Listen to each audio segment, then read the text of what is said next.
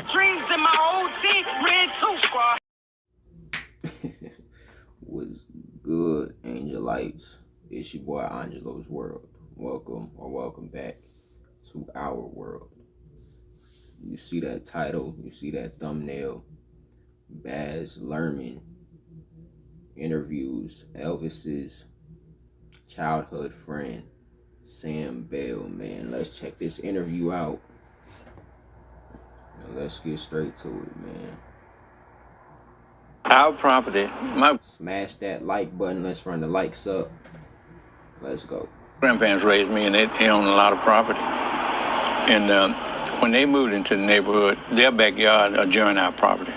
Right. So all we had to do... Presleys. The Presley. On here where this big tree is, EP live right there, stop right there. Okay.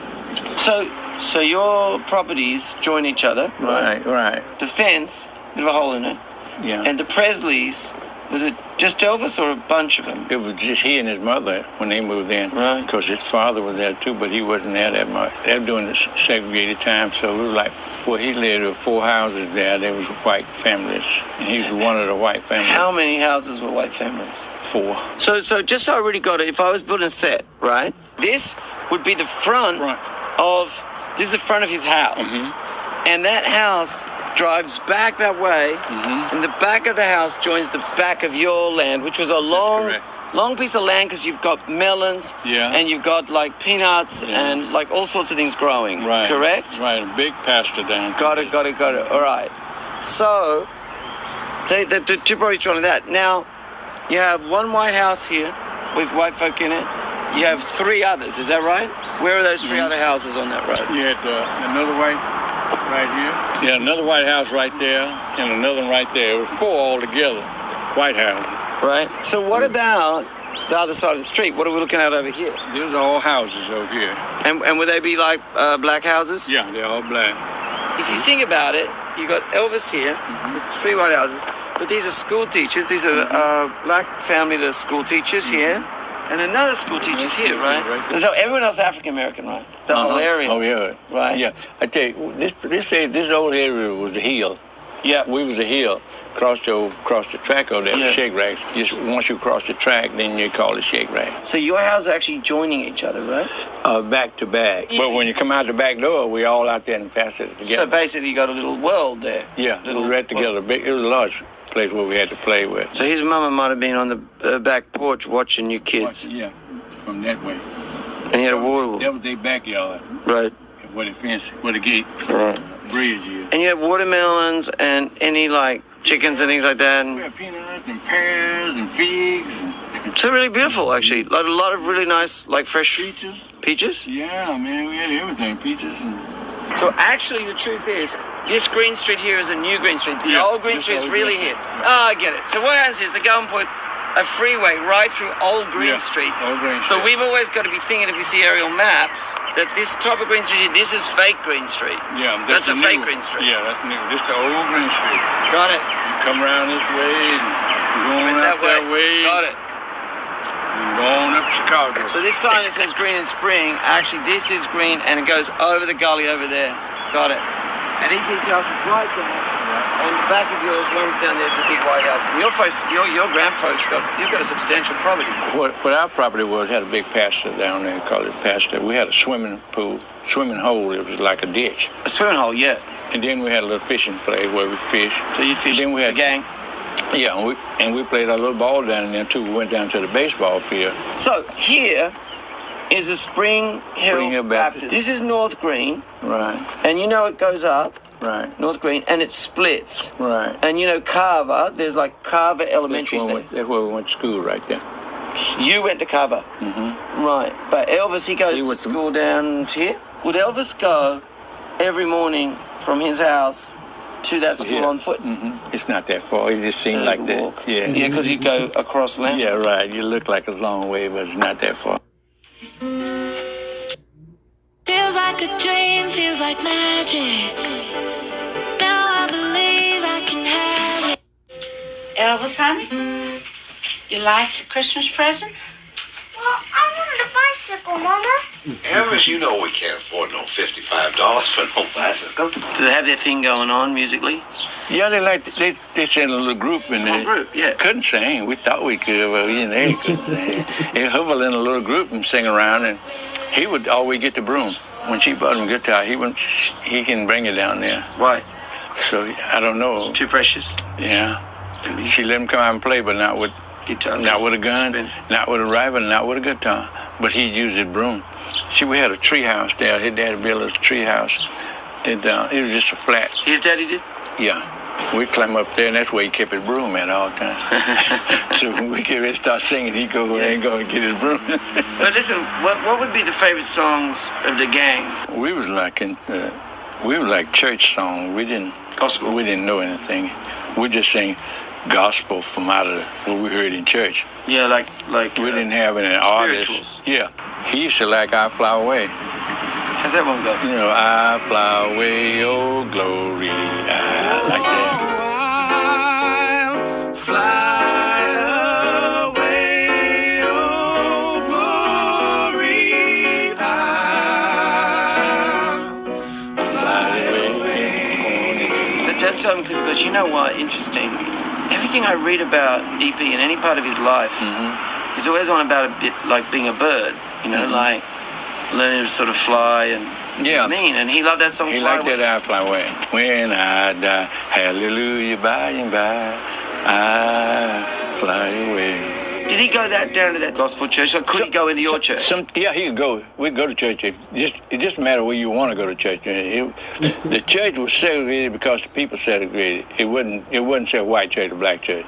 Right. It's wherever you're close to. If you wanted to go to that church, you could go. You could do that. Yeah. And he enjoyed the one where I was telling you about the Sanctified Church, where they did a lot of tambourines and saxophone and the drummers going on. Oh, they had a band. Yeah, that's where he liked that.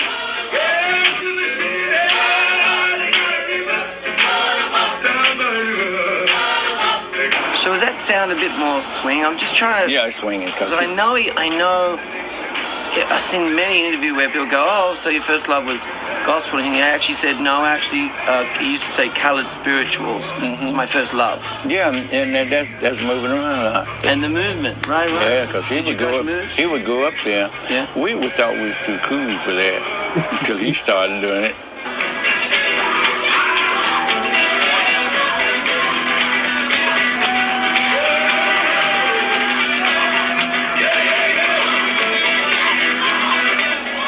We'd go down, we'd just watch.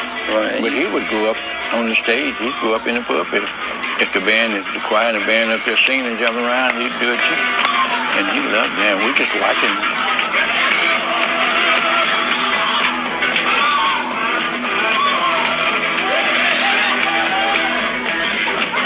Do they find him like cute or funny, or the adults I'm talking about? You know, then, if you showed any inclination about getting religion, they thought that boy got to religion. That's what they thought. Because anybody in their right mind wouldn't get up there and play like that. Right. He wasn't playing. Yeah, so they was happy. So in a way, maybe there's a feeling that the spirit is within him. Yeah, I mean, we just didn't understand that. We just know he was EP. One of the guys said, hey, man, I said, go get that food. So the guy sent the usher up there, and she told him to come on, it's time to go. We need to go. This image, man, of him being like up there amongst the band with the saxophone. He wasn't shy. He wasn't shy. And this movement thing, like, are you saying he's just like moving his hands around, or is he? Yeah, he's jumping. Popping them, or has he got something else going on? Like, he do what they do. No, he do saying whatever they do. He liked the guitar. He fantasized his guitar thing. He wouldn't have one, but he fantasized, and he'd be jumping, and he'd be singing. He sounded just as well. He was a good little singer. He was a good little guy, yeah. Well, a lot of people go like... To us, we say, he ain't singing. Yeah. But to them, he was singing, Right, got it. That knew what singing was. Yeah, got it. Yeah. Mm-hmm. Yeah. We didn't know.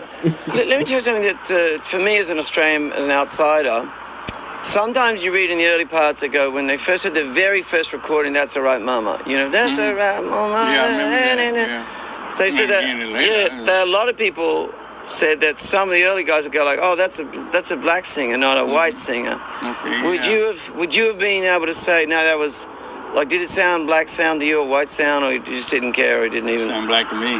Did it sound black? Yeah, kind of black to me. Yeah. Yeah. And you think he picked that up just from being around you guys? Like, just vocally, that sort of style? I won't say me, but... No, but I mean, you're singing gospel. Yeah. If you're singing gospel together... Yeah. I have to say that's where it came from. I'm really going to have to say. I know you're not... I'm not just being nice. Okay. I know you're not boastful, right? We had it all. That's all right, Mama. Seems sensible. I mean, when you're like 7 years old, you're singing, you're moving a certain way. Right. How would the movement be? You got of the gospel. And then we was doing the foot and doing the pat. Yeah. But like say when he gets up in the gospel church, you remember you said he gets up in the church and he's like moving like everybody else. Yeah. He's using the whole body, or what's he doing? Yeah, he's using the whole body just like they are doing. They're much more. Were doing that too. They were all back, forward, doing that too. steps, that. They were doing all that too. That. Yeah, I mean it makes sense. Makes sense. That's where he got it from. Yeah. Yeah, that makes Just sense. couldn't believe that was him. I didn't think he was paying that much attention. Oh, but come on, man. But he was an absorber. It was something he wanted to do. But it makes sense. Say, like, for example, it makes sense if you guys go to the barber shop and those dudes are playing guitar and it obviously had a magnetism on him. I mean, he was, as you say. You sit there and watch him. You watch his fingers, how they do, and they show him how they do. And you sit there and he's watching me up and down. He watching. And he plays that broom the same way with his mouth. He makes the same tune with his mouth.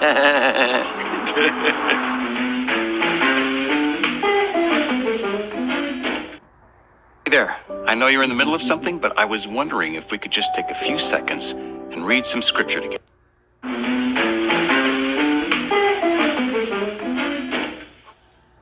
He was just a kid in this neighborhood. He wasn't a white kid or black kid. He was a kid. He's just one of the kids in this neighborhood. We had the Carver group, the little fat guy. Yeah, was it? Yeah. Yeah, we had all that. And we had the funny talking guy. Yeah. Yeah, and when he came out with that, it was such amazing. He must have been looking at us up there. We had the same little group. You mean like? We didn't know it was a Carver group. You mean like Fat Albert or something? Yeah. Fat Albert and almost identical. Yeah, we had that. So in my mind, I could be thinking a group like that. Yeah, we didn't dress like they did, but we had the same little, somebody that never understood, you could understand him, or somebody just, you can beat on, or somebody that, just everything. There was always hungry. Always somebody hungry, right, with walking around with a biscuit in the pocket. Yeah. Now, where Elvis learned to play that piano was James' house. James had a sister. He's a piano player? James wasn't a piano player, but his sister was. His sister playing the piano. So he'd go in there and they'd let him play in there. And we had a guy named Jesse. Jesse? Yeah, and we call Elvis EP. EP. Really? Even when he was a kid? Yeah, we call him EP. That's where that EP came from. We didn't ever call him Elvis. You remember the nicknames of your friends? Yeah, we had a Humpty. Humpty? Yeah. Of course. EP? EP, so we had Dune. And we had a Boots. Boots was the fat guy. There's always a Boots. Yeah. And Jesse was a skinny guy. He was tall, fast talking Jesse. Fast talking skinny Jesse. He didn't weigh 30 pounds soaking wet. Everybody up there had nicknames. And all those was called each other fool. Fool, F-O-O-L. A fool. Like you're a fool. Yeah. There's always a word, some generations. Yeah, they said, what's wrong with that fool? Yeah. Go get that fool. Okay. Come on, fool. Come on, fool. Yeah. Would you call EP fool? Yeah. EP would call you guys fool? Yeah. Who was the leader of the little gang, do you think? I don't like to brag. I guess I was. Just live right up in here. We all live in, it wasn't that much. That same area? Yeah, all of us in the same area. All the guys there, really, we live right in the house from each other. Just you're close. Yeah. Is EP like part of the gang? Like yeah. I mean, segregation. For me, it's hard to understand segregation. He was just one of the boys. Once he came in the neighborhood, he was one of the boys, in the neighborhood. This thing is amazing to me. You mean EP? Some of the guys in the gang were lighter skinned than EP. No. There wasn't a whole lot of like, well, you're a white kid. What? No, it wasn't that in the neighborhood. No, only time you get there is different when school time. Yeah. When he had to go to one school, we had to go to another. As soon as school's out, nothing. Right there together. Would he stay at your place at any time, or? Yeah, if he wanted to. Stay over? Yeah, my grandparents, they just loved him. Yeah. He had better. He could go through the house better than we could. He'd go in there and get what he wanted, open the refrigerator and get what he wanted. So your grandma really liked him? Yeah, she really loved him. Well, what did she like? Why was he like him? Because he was so mannerable. You know, we was little mannish little guys, you know, but he was mannish too. But what do you mean by that? By yes ma'am and no sir. And see, during that time, if a black person didn't expect a white person to say yes ma'am, to be polite, to be yes decent. ma'am, thank you, yes sir. Yeah. But he always did that, and she just loved it, and my papa did too. He just couldn't believe it. You know, you don't have to, but we would say yes sir too. But we had to go. We lived there. I get you. Yeah, but he didn't have to. And do you think that was because? Do you think he even thought about it? He just, or the way he was brought up? Just the way he was. You know, they kind of looked down on him a little bit. Why? Because poor, super poor. Yeah, he was poor. And they didn't expect that from him, but he never lost his dignity because he was a little boy. Any kid in the neighborhood started a ruckus or started up something, you had to stay over there on your side. But because it was no different. When we all played, they could sit there and relax, and we just have fun and play. Yeah. And was he quiet or a chatterbox? Was he a talker or was he shy? He was quiet around the elder people, but he was a chatterbox with us. I mean, when Humpty, we had one of the guys was younger than all of us. It was Thomas's brother. And his name was Humpty, and he was the most naive one. Humpty was the sort of simple, more sweet. He was the youngest one in the group. Young Humpty. And those two, they could never get along. EP and young Humpty. Yeah, but they couldn't do without each other either, because once they come out and they say, "Where Humpty?" if you don't see him, and Humpty would come out and he'd say, "Where EP at?" But when they got together, they always disagreed with each other. The fight. When EP would converse about something, and he sounded like he kind of boastful, you know. For example, if you say, "I'm gonna get my daddy gonna bring me a 25," he'll say, "Well, I'm gonna get a 38." It's always something a little bit better. A 25 is a gun? Yeah, it's 22. I'm sorry. Yeah, 22. 22. Then he said, "Well, my daddy I'm getting a 38." Yeah. And then we said, "Well, we're gonna get some BB guns." So they all bought us BB gun, and then we using a single shot BB gun. Yeah. And he said, "Oh, I'm gonna get an automatic." It's always a little bit something more. Better. Yeah, something better all the time. And it happened. I remember when we got our bikes. We got bikes. Everybody got bikes with little baskets on them, so we could deliver stuff for our folks and all. They go to the store. Had the little basket, and then when they came up with the bikes, said, "Well, we're gonna get bikes. Everybody gonna have a bike." And he said, "Well, I'm gonna get a motorbike." And sure enough, his daddy brought him a little old motorbike. How'd you do that? Little old bicycle, little wheels about that wide wheels, about that tall, about that with a chain on it and a motor on it. I know they're like a moped. Yeah, I don't know where he got it from, but he got it. Got it? Yeah, he got it. My God. She was nice. Yeah? Yeah. She was nice. She was very protective of him, though. She wanted to know where we went, when we come back, how long we going to be gone. And she was very protective of him, and I can understand that, too. Because I was, too. We just didn't get questioned that much. Yeah. We'd been in the neighborhood since birth, so it wasn't no, but when he moved in, she wanted to know, yeah. She was very protective of him, because when he come out and jumped that fence, she looked, she see where he's going, and she's all right. And she was really nice. She used to make some of the best Kool-Aid and some sandwiches, boy. Really? She put them up in that little tree and leave us, and then we spotted her. She could eat out there and put that Kool-Aid up there. You always loved those sandwiches and stuff. That was the thing, right? The peanut butter sandwich and the banana sandwiches. I bet you I saw him maybe 3 times of all the time. He came. For the ones who seen my my Elvis in the black community part 2 video. Was it part 2? Yeah, it was part 2. Y'all remember when I said peanut butter and banana? Cause don't nobody do that. That's I was born in 01. Y'all don't. I'm young. I'm 22. But I've never heard of no banana and peanut butter sandwich. I'm not even finna lie to y'all. Let me know if you guys have had that before. I ain't never have it. It sound good. I'm gonna have to try it one day.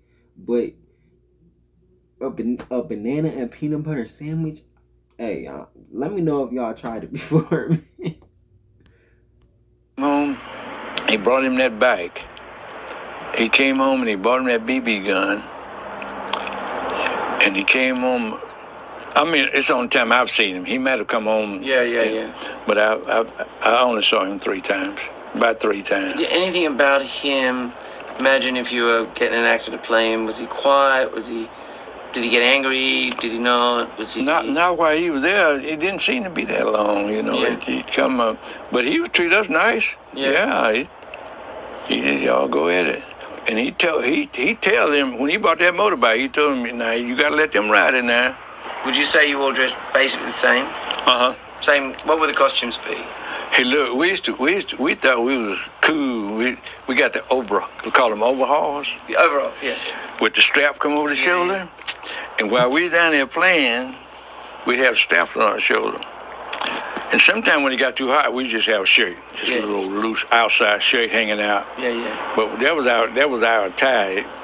The little boys at the time. Yeah. We thought we was cool.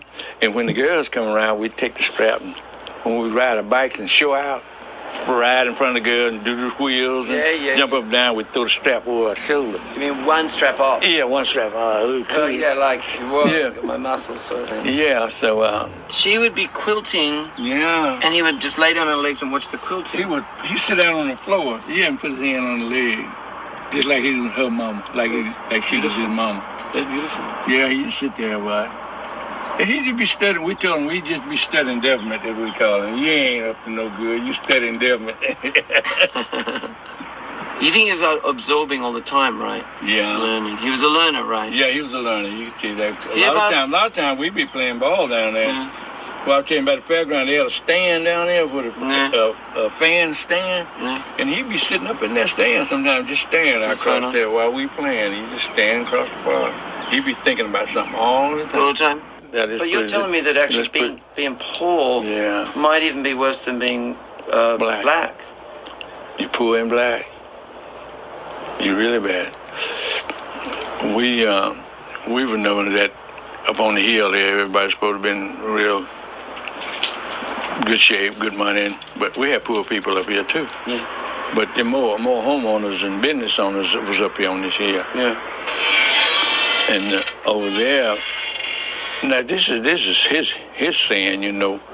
He wasn't the only one. They had a certain little poor group over there that they looked down on. In Shake Rag? No, over there in East Tupelo. East Tupelo. Yeah, and here's the thing about it.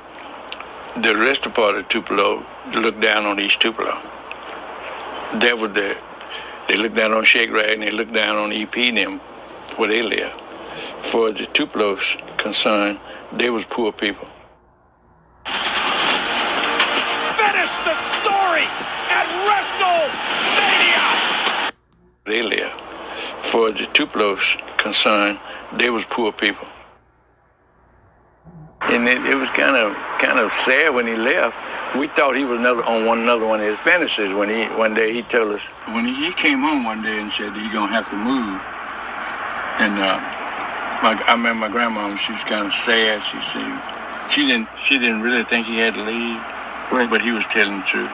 Cause he always saying something like that, you know. I'm going to Texas or something. I'm going to somewhere. But this time... You mean he said, like, I'm going to America, I'm going to South America, and, like, I'm going told somewhere. stories? I'm going somewhere, like I'm going so-and-so. Yeah, you going, right, yeah. But this time he said, I'm really going to have to leave. We finna move. And it didn't sink in till later. We just thought, well, that's another one of those fantasies. Yeah. But... Because he had these little fantasies about travel? So I'm loading. Yeah, but it's just going, no place particularly, just going somewhere. Yeah. And something about Memphis, too. He had Memphis on his mind. I don't know. I guess that's why he ended up there. But I use the word because they said, I still remember boastful. Yeah.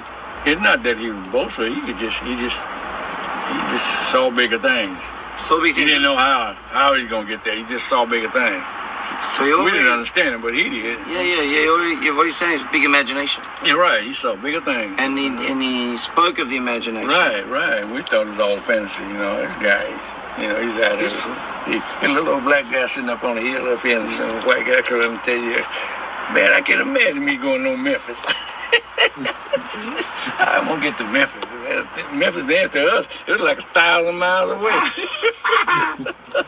You mean that because he was like free, and as you're saying, he saw big things, right? Kind of imagined, and you guys went with it because you understood he was just a little kid and he had good fancy and he was good-natured and good-hearted. Yeah. Were you and your grandparents worried for him that he'd be treated differently in Memphis? Because you was worried for him. Is that what you think? Wherever you went, we thought that, they thought that, and we thought that the rest of us thought that he'd be mistreated. He wouldn't understand him. He knew it would be different, but he didn't know how. He knew he gonna have to change. Come from down on that hill right down there with the overall with the strap on your back and your shoe turned up. Yeah. It's a lot different going up there to Memphis school up there. Yeah. He knew that was gonna be a change, but and we didn't think he was going to Memphis. We just thought he just moving across town. Yeah. Bullshit. Yeah. I saw them packing that evening from here. Yeah. It was on the backside out there, and some things were taken out the back.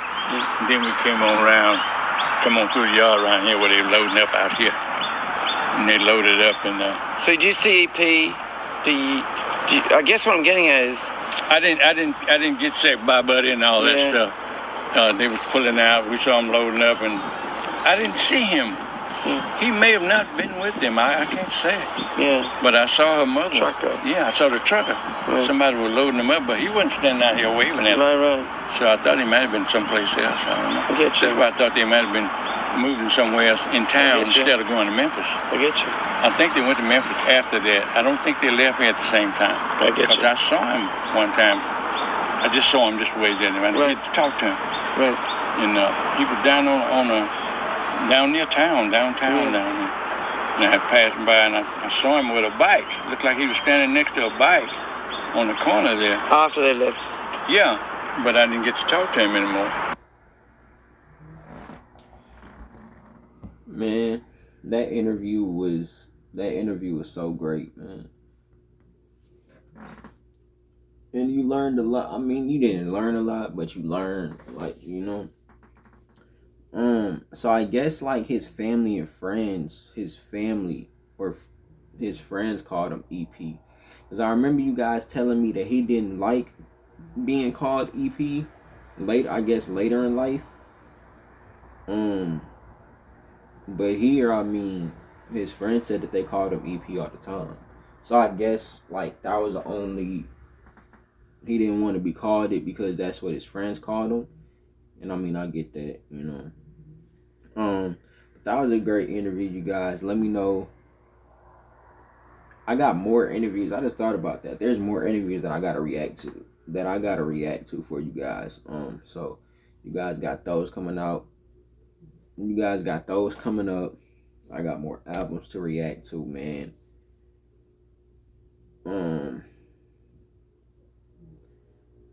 Yeah, I just got a whole lot of Elvis reactions coming for you guys, so I hope you guys enjoy them. If you guys enjoyed this video, smash that like button to let me know what you guys thought about this interview if you've never seen it before, but I'm pretty sure you guys have. Let me know if you tried that peanut butter and banana sandwich before, because I really want to know what the hell that tastes like. What the fuck? You feel me? And make sure you guys go check out my very last video, my reaction to Elvis in the Black Community parts 1 and 2. I'm gonna leave them right here, so go check that out. Go check those parts out, and I'll see you guys in my next Elvis reaction. I am out. Big.